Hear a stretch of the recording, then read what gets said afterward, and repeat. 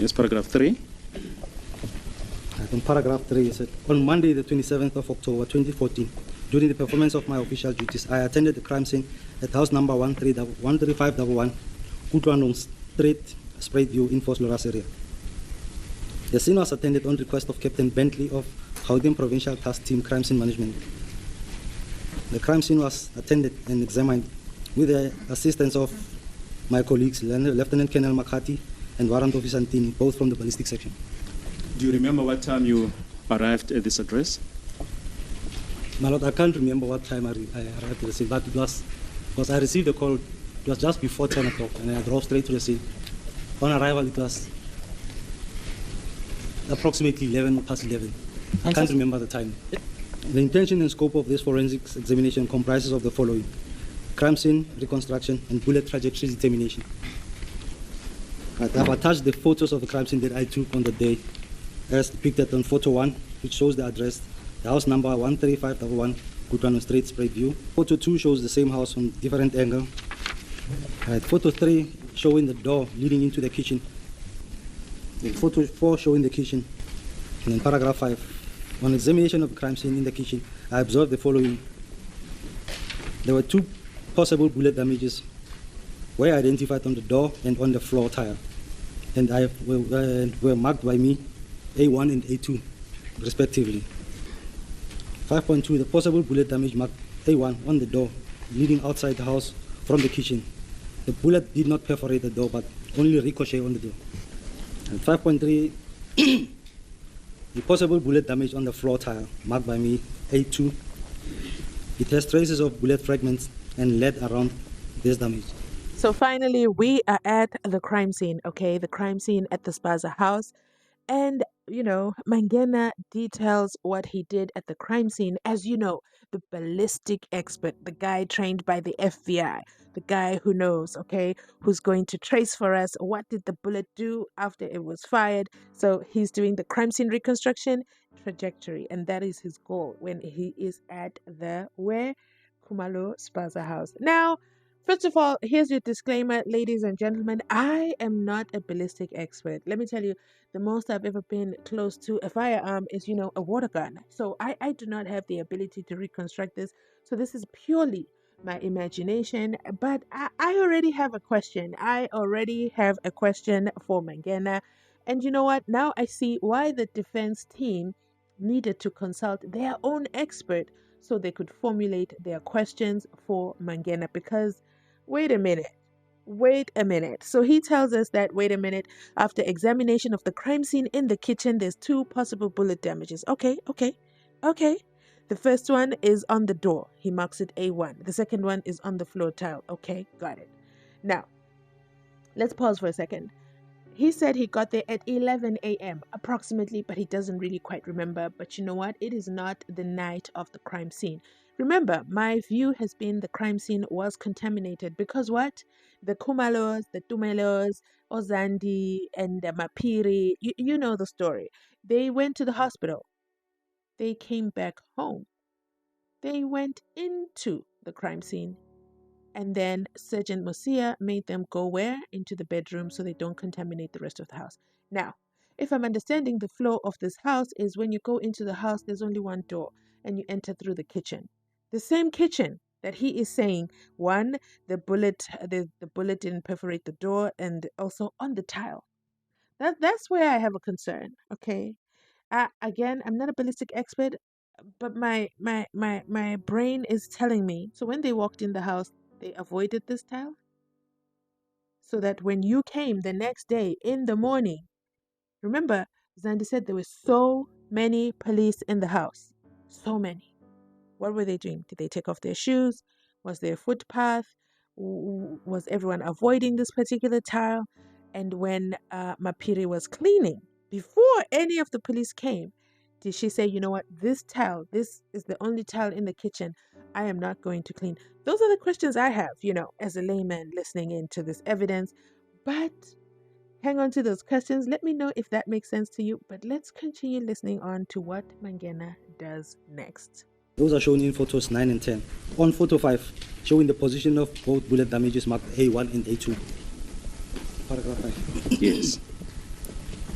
those points A1 and A2 It will be on photo 5. Yes, on photo 5. Right, on photo 5, A1 is there on the door, and then A2, let's move it up. No, same photo 5.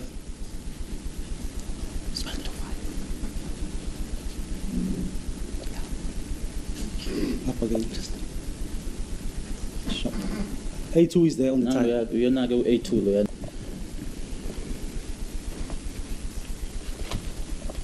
Yes, you may proceed. Photo 6 showing the door and the position of possible bullet damage, which is marked A1. Show it on the screen. On the screen, there's the position of A1. Yes, you may proceed. Photo 7 is also showing position of A1. And then photo 8 is a close-up photo of A1. If you can also just show on the screen every time when you refer to your photo. There we have position of A1 on the photo, on photo 8. Photo 9, we have a close-up photo of bullet damage or bullet defect marked A2 on the floor tire, which is depicted on photo 9 there on the screen. In photo 10, there's the same defect of A2. And then on photo 10, you can even see the traces of lead around that defect. Show the traces of lead there on the photo. The traces of lead, that is it, that we wanted to see that is there, and this on the side. But in paragraph 6, I was informed by Captain Bentley that 2 spent bullets were recovered from in the kitchen. One was found on the floor close to the possible bullet damage, and it was found by members of the local criminal record center, Jamestown, and the other one was recovered by members of the Gauteng Provincial Crime Scene Management Task Team on top of the cabinet next to the door. Again, I ask Mapiri to come to the front of the class. Mapiri to come to the front of the class. When you were cleaning, unless of course these bullets are so microscopic. So the bullet was found near the tile and the lead around the tile damage and the additional bullet found near the door but on the counter between the glasses. I'm not saying that the bullets were planted. I'm just saying the bullets were found the next day. That to me is so bizarre. It is enganegwane. It is not making sense to me so far. But you know what? As members of the unfiltered jury, let's go ahead. Let's keep listening. Maybe we'll make sense of this. But so far for me, I don't understand why Mapiri hasn't been called as a witness, because I need to know her cleaning style, okay?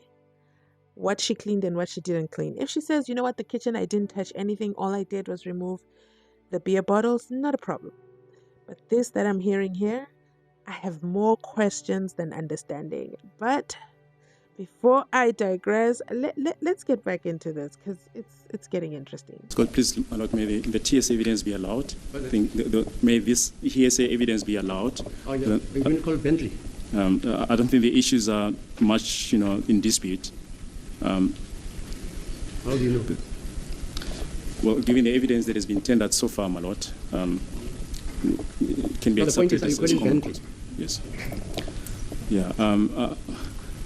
We'll come back to that aspect. Okay, fine. Yes. So you want the evidence to be provisionally allowed? There's a good basis. Okay. Defense? Yes. If it's provisionally allowed, my lord, I do not have an objection.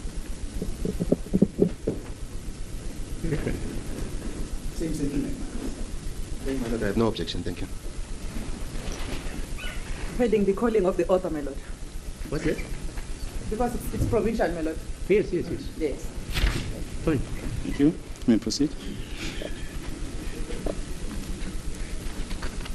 During examination, on paragraph 7, I said, during examination, I took measurements of the bullet damage as indicated on photograph 11 to 14.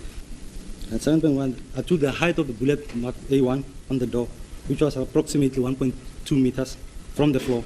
1.2 meter kusuka phansi. That is depicted on photo number 11. And on photo 12, Just show that on the photo.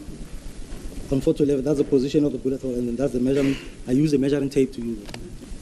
And photo 12 is a close-up photo of the same measurements as it's there, 1.2. I did the same thing with the bullet defect or the bullet damage on the tire. I measured it from the wall to the position of the defect. Right, photo 13 shows. Yeah, just before you proceed, the distance that's reflected in paragraph 7.2, is it correct? 10.7.2. 7.2. The distance from the door frame to the... Yes. That's correct, my lord. It's 1.19. But he has written 1.19. It's 1.19, yes. Yes. Okay, thank you. Just show it on the screen. This is on the door. Photo It will 11. be photo 11. No, photo 13. Let's go to photo 13. But when you look at photo 13, there's the wall there next to the frame of the door, and then there's the mark there. So the distance from the wall to that mark is 1.19. And then photo 14 is a close-up photo of that. There's 1.19 in line with the defect that we have on this. Yes. My lord, that was all that I did at the crime scene.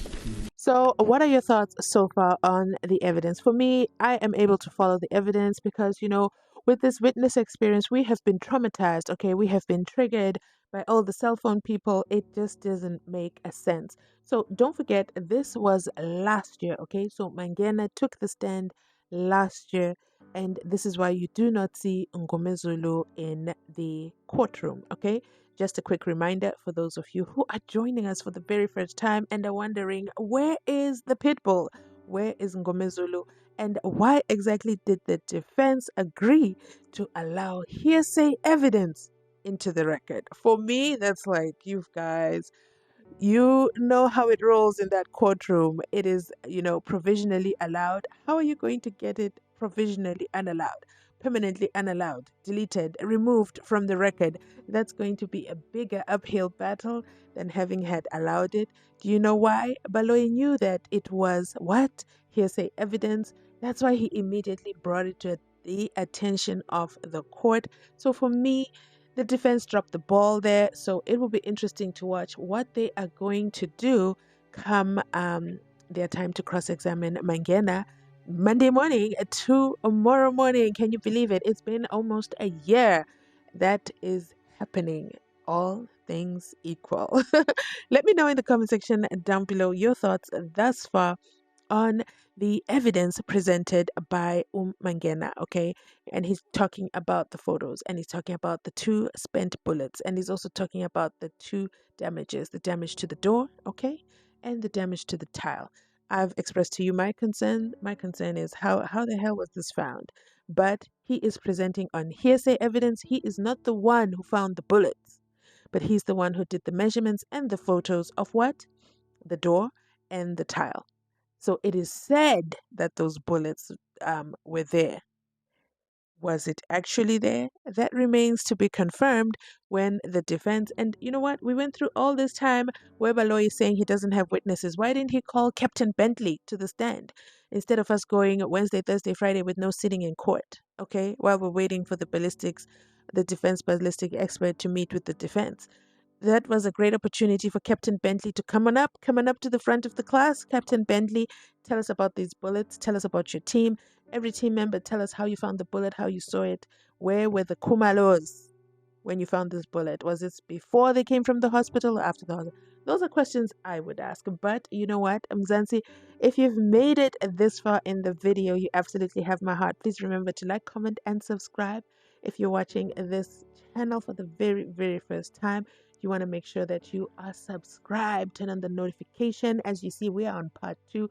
Make sure you catch up because we are going into part 3 next of Mangena. Okay, we are doing the catch up so that tomorrow when the defense asks this and that, we are on the money. Okay, we are on the ball. We are not trying to flip through pages of his affidavit and figure out what's going on. Mzansi Unfiltered is bringing this to you as a recap. Thanks so much for watching. And remember to share this video with the last 3 people you chatted with, okay? Remember, Sundays is for Mangena catch-ups, okay? And that's it from me. Thanks for watching. I'll catch you on my next upload.